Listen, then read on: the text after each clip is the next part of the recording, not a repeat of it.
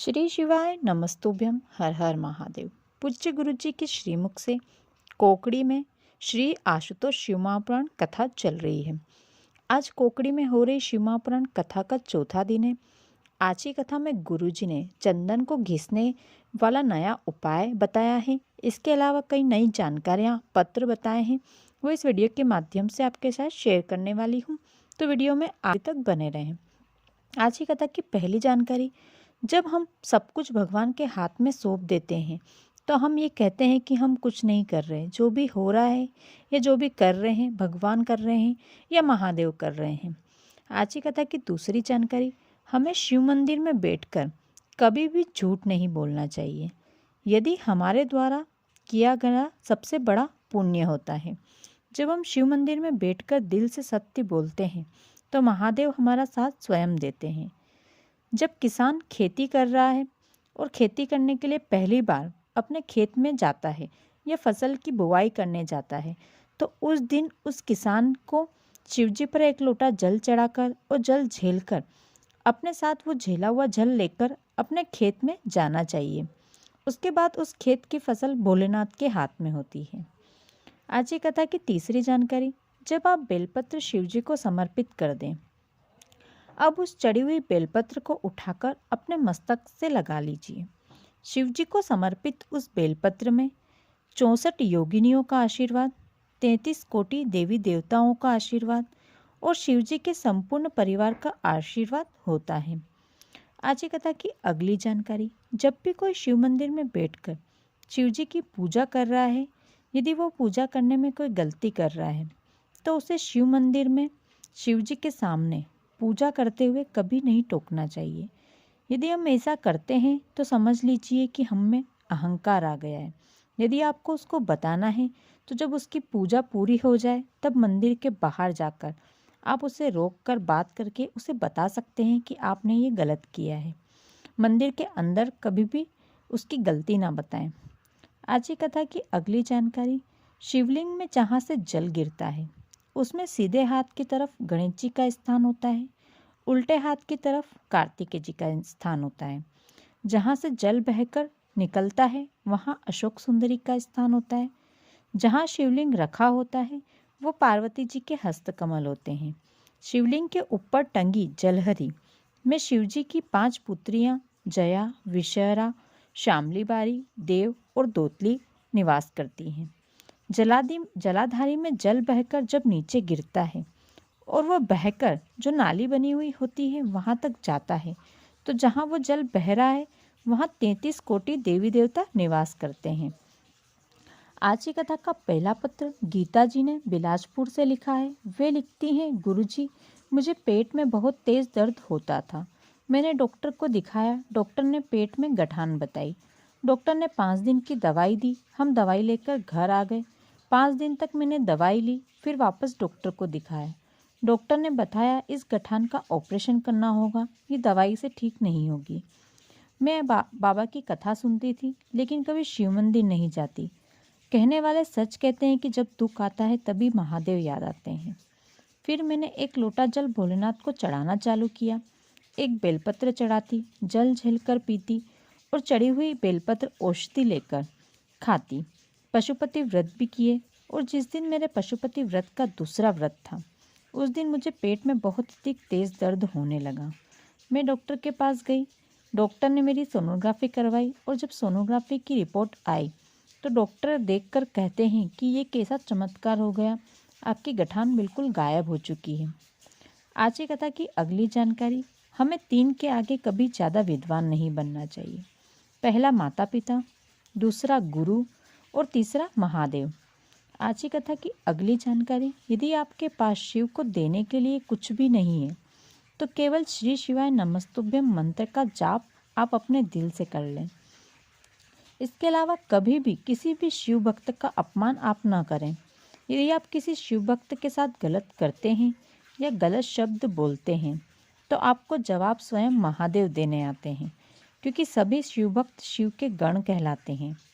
आज की कथा की अगली जानकारी, यदि हमारे शरीर में एक इंजेक्शन भी कहीं और लगता है तो समझ लीजिए ये हमारे पूर्व जन्म का कोई कर्ज होता है जो हम इस जन्म में चुका रहे होते हैं। आज की कथा में गुरुजी ने कहा, अब किसी कथा में कोई वीआईपी पास की कोई व्यवस्था नहीं रहेगी। यदि किसी कथा में वीआईपी पास होगा तो गुरुजी वहाँ व्यासपीठ में नहीं बैठेंगे और वहाँ कथा नहीं करेंगे। कल से बालोदा बाजार में हो रही कथा में भी यदि वीआईपी पास की व्यवस्था दिखी तो गुरुजी वहाँ पर व्यासपीठ पर नहीं बैठेंगे और बालोदा बाजार की कथा नहीं करेंगे। आज की कथा की अगली जानकारी, यदि आप शिव मंदिर जा रहे हैं और वहाँ मंदिर में बहुत सारे दीपक इधर उधर रखे हुए हैं, उनमें कोई प्रकाश नहीं है, वह ठंडे हो गए हैं, बुझ गए हैं, तो उन सभी दियों को साफ करके इकट्ठा करके कहीं एक जगह व्यवस्थित रख दीजिए। आज की कथा में गुरुजी ने एक नया उपाय बताया है। जिसके भी घर में चंदन की शीला है, जिस पर चंदन घिसने का होता है, या चंदन का टुकड़ा है, यदि वो चंदन का पाटा और या टुकड़ा घर में केवल रखा होता है, उसका उपयोग नहीं होता, तो घर में किसी न किसी वजह से कर्जा होता ही रहता है। यदि उस पाटे पर रोज चंदन घिसा जाता है तो घर में कभी कर्जा नहीं होता। उस पाटे पर रोज पानी की 1 या 2 बूंद गिरना जरूरी होती है। उसे सूखा नहीं रखना चाहिए। अब जब आप चंदन घिस लें और घर में यदि शिवलिंग है तो वो चंदन आप अपने घर के शिवलिंग पर समर्पित कर दें। आपके घर में शिवलिंग नहीं है तो अपने जल के लोटे में वो घिसा हुआ चंदन लेकर जाएं और शिव मंदिर में शिवलिंग पर समर्पित कर दें। आज की कथा का दूसरा पत्र लता जी ने भिलाई से लिखा है। वे लिखती हैं, गुरुजी, एक लोटा जल और एक बेलपत्र का क्या बखान करूं। एक बार मेरे पेट में अचानक तेज दर्द होने लगा। डॉक्टर को दिखाया तो डॉक्टर ने सोनोग्राफी करवाई और जब सोनोग्राफी की जांच आई तो डॉक्टर ने बताया कि आपको ज़िंदगी भर दवाई लेनी होगी। आपके आमाशय की सभी आंतें उलझी हुई हैं। मैं आपकी कथा तो सुनती ही थी, तो मैंने एक लोटा जल शिवजी पर चढ़ाती, एक बेलपत्र चढ़ाती और जल झेलकर पीती, बेलपत्र औषधि लेकर खाती। एक बार हम वहाँ सीहोर गए थे तो वहाँ से कंकर शंकर बांधकर एक कंकर अपने साथ ले आई। अब उसका जल शिवजी पर चढ़ाती और झेलकर पीने लगी और बाबा की कृपा ऐसी हुई कि मेरी तबीयत में बहुत सुधार हुआ है, मेरी दवाइयाँ बंद हो गई। आज की कथा का तीसरा पत्र कप्तान जी ने उत्तर प्रदेश से लिखा है। वे लिखते हैं, गुरुजी, मैं अभी कुछ समय से आपकी सभी कथा पांडाल में सुन रहा था। मेरी उम्र 70 वर्ष की है। मैं बहुत गरीब हूँ, मेरे पास टिकट के पैसे भी नहीं थे। फिर किसी परिचित ने मेरी सभी टिकट के खर्चे उठाए और उन्होंने कहा कि आप जहाँ भी जाकर कथा सुनना चाहते हैं, आप वहाँ जाकर कथा सुने, मैं आपके टिकट का खर्चा पूरा उठाऊँगा। मैं आपकी चौथी कथा पांडाल में सुन रहा हूँ। मैंने बाबा से विनती की थी कि बाबा, मेरा बेटा बहुत शराब पीता है, उसकी शादी नहीं हो रही है। जब तक वो शराब नहीं छोड़ेगा और उसकी शादी पक्की नहीं होगी, मैं बाबा की कथा नहीं छोड़ूंगा। और गुरुजी, ये मेरी चौथी कथा है और मेरे बेटे ने शराब छोड़ दी है और उसकी शादी भी पक्की हो गई है। केवल 4 कथा में मेरे बाबा ने मेरी ज़िंदगी को संवार दिया है। आज की कथा का चौथा पत्र देवांगना जी ने दुर्ग से लिखा है। वे लिखती हैं, गुरुजी, मेरे पति का बहुत भयानक एक्सीडेंट हो गया था, जिसमें उनका एक पैर पूरी तरह से टूट चुका था। उनको ऑपरेशन के बाद एक पैर में 4 रोड लगी थी, जिससे कारण वो नीचे नहीं बैठ पाते थे। अपना पैर सीधा का सीधा ही रखते थे, उसे मोड़ नहीं सकते थे। मैं आपकी कथा सुनती थी। पिछले साल रुद्राक्ष महोत्सव में सीहोर आई थी। वहाँ से मैंने रुद्राक्ष प्राप्त किया। फिर हम दोनों पति पत्नी आकर शिव भक्ति में डूब गए। वहाँ से आते वक्त मैंने रुद्राक्ष का जल शिवजी पर चढ़ाकर झेलकर अपने पति को देना चालू किया। जब मैं सीहोर से वापस आ रही थी तब मैंने बाबा से कामना की थी कि बाबा, जिस दिन मेरे पति पालकी मारकर नीचे बैठने लगेंगे, उस दिन जहाँ भी आपकी कथा चल रही होगी वहाँ जाकर कथा पंडाल में बैठकर आपकी कथा को सुनेंगे। बाबा ने कृपा करी, मेरे पति पालकी लगाकर बैठने लगे। इसलिए हम आज की कथा में बाबा को धोख लगाने आए हैं और इस कथा में मेरे पति बैठकर पालकी लगाकर बैठकर आपकी कथा को श्रवण कर रहे हैं। आज की कथा का 5वां पत्र हरिनारायण जी ने दुर्ग से लिखा है। वे लिखते हैं, गुरुजी, सीहोर के रुद्राक्ष का क्या वर्णन करूं। मेरे मामा जी को शुगर की बीमारी थी। जब भी वे खाना खाते थे तो उन्हें इंसुलिन का इंजेक्शन लगाना पड़ता था। दवाई भी खाते थे लेकिन उन्हें कोई आराम नहीं था। फिर हमने सीहोर के रुद्राक्ष का जल शिवजी पर चढ़ाकर झेलकर मामा जी को पिलाना चालू किया और आज उनकी शुगर कंट्रोल में आ गई है। उन्हें इंसुलिन लगना भी बंद हो गए हैं।